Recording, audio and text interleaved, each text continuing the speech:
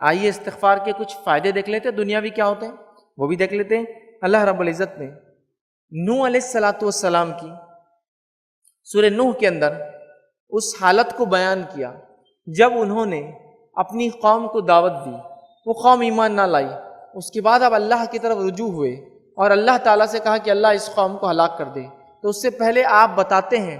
کہ اللہ تعالیٰ کو پیش کرتے ہیں کہ اللہ میں نے کیا کیا کیا اس قوم کے ساتھ۔ اس میں اللہ سبحانہ تعالیٰ بیان کرتا ہے سورہ نوح سورہ نمبر 71 71 اس کی آیت نمبر 10 11 اور 12 میں اللہ فرماتا ہے نوح علیہ السلام نے کہا اور فرمایا فَقُلْتُ اسْتَغْفِرُوا رَبَّكُمْ إِنَّهُ كَانَ غَفَّارًا، کہ اے میری قوم، نوح علیہ السلام قوم کو دعوت دے رہے کہ اے میری قوم تم اللہ سے استغفار کرو، معافی مانگو اپنے گناہوں کے لیے، انہ کان غفارا، تم اسے یقیناً معاف کرنے والا پاؤ گے۔ پھر فرمائے یرسل السماء علیکم مدرارا، اگر تم اللہ سے توبہ استغفار کرو گے تو اس کا نتیجہ کیا ہوگا،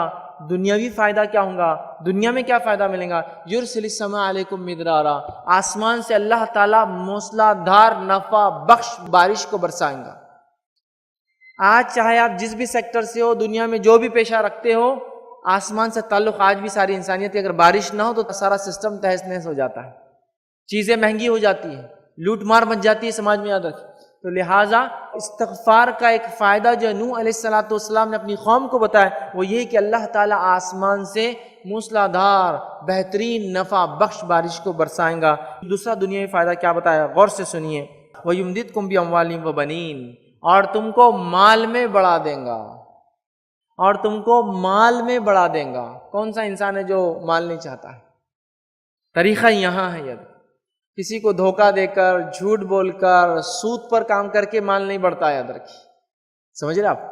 اسلامی طریقے ہے مال کمانے کے۔ تو یہاں ایک فائدہ استغفار کا یہ ہے کہ اللہ تعالیٰ فرما رہا ہے کہ نوح علیہ السلام کی زبانی، کہ نوح علیہ السلام نے جو ان پر وحی آئی تھی اپنی قوم کو سنا رہے ہیں کہ فائدہ کیا ہوگا، آسمان سے بارش برسیں گی، دوسرا فائدہ ہوگا کہ تمہیں جو ہے اللہ تعالیٰ مال میں بڑھا دیں گا۔ پھر فرمایا وَبَنِينَ، اور تمہیں اولاد میں بڑھا دیں گا، تمہیں اولاد میں بڑھا دیں گا۔ پھر آگے فرمایا نوح علیہ السلام نے وَيَجْعَلْ لَكُمْ جَنَّاتٍ وَيَجْعَلْ لَكُمْ أَنْهَارًا، اور تمہارے لیے باغات بنا دیں گا اور اس میں نہریں جاری کر دیں گا۔ کتنے فائدے تھے کہ 5 فائدے ان آیتوں کے اندر آ رہے، صرف ایک عمل کے، استغفار اور توبہ کرنے کے۔ ایک ہی لفظ ہے استغفر اللہ، اتنا آپ پڑھ لیجئے یہ بھی کافی ہے، استغفر اللہ واتوب الیہ یہ پڑھ لیجئے اتنا بھی کافی ہے نا۔ پھر سید الاستغفار ایک بڑا استغفار ہے، وہ آپ دیکھیے، وہ بھی آپ پڑھ سکتے ہیں، اس کو ہم معمول بنا لیں، اس کے کئی دنیاوی فائدے ہیں، یاد رکھیے، آپ اندازہ لگائیے